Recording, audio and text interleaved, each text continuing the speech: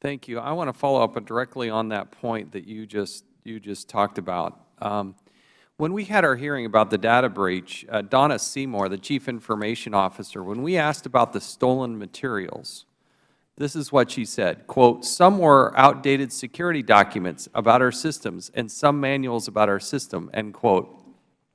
She went on to testify that the adversaries, quote, "did not get specific configuration diagrams of our entire environment," end quote, adding that, quote, "our commercially available documents about platforms."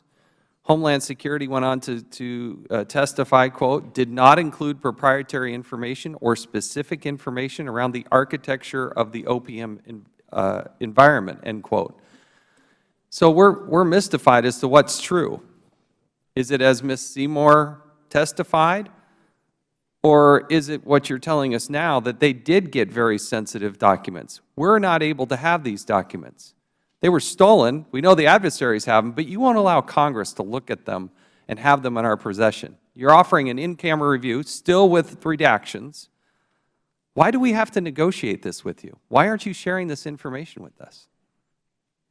Thank you for the question, Mr. Chairman. So there were, as I recall, 5 separate requests from the committee on the specific topic to which you're referring.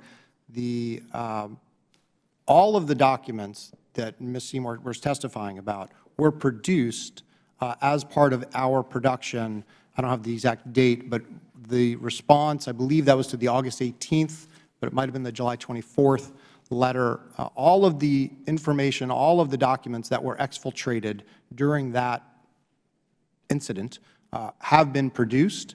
You are right, they were produced originally in camera because of the categories of information that I described previously, system-sensitive information, such as— But she testified that they were outdated documents, they did not give specific configuration diagrams, they were commercially available.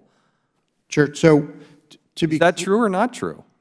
To be clear, Mr. Chairman, when we looked at all of the separate requests that have been made, which include information both about that incident and other incidents, our IT professionals recommended that we treat all of the following categories of information the same way. Things such as IP addresses, system-sensitive architecture, system capabilities and tools as things to be treated carefully. We treat them carefully inside OPM. But she testified that this was all commercially available and outdated information. So she's leading Congress to believe no problem here. I know they came in, they know they breached the system, I know they stole this, but it's all commercially available, outdated information. Is she accurate or not accurate? Well, again, Mr. Chairman, what we've tried to do is make available to you and your staff You have all of that not given it. Why aren't you giving us this information? Same stuff that was already hacked. We know that the adversary has it, but you won't let us see it. With all due respect, Mr. Chairman, you do have it. You have all of it. Do we have it all unredacted? We do not. You have all of the IT information unredacted. The only thing that remains redacted with respect to that production is a list of what we would consider unresponsive names. It is just a list of every username on the system with the last 4 of their socials. But we are happy to, that said, we're happy to make that information, continue to make that information available. If your staff lets us know, we're happy to come back and work with you on that set of responses. So let me pull this out. We go in camera to look at it. This is what it looks like. That's the list that I'm referring to. That is simply a list. Why are you redacting? I mean, we can go page after page after page here. Sure. Why are all these redactions? Sure. I don't know what's under this. And that's fair. What we have explained to your staff is what that is simply a list of every username on the system. We're just supposed to say, okay, you're fine. We're just— And we're happy. We have a shared goal. Don't tell us you're happy to do it, because as member of Congress with very high security clearances, you won't let us look at these materials. To be fair, Mr. Chairman, we thought that was non-responsive. It wasn't a matter of not being secure. It was non-responsive. What do you mean non-responsive? What does that mean?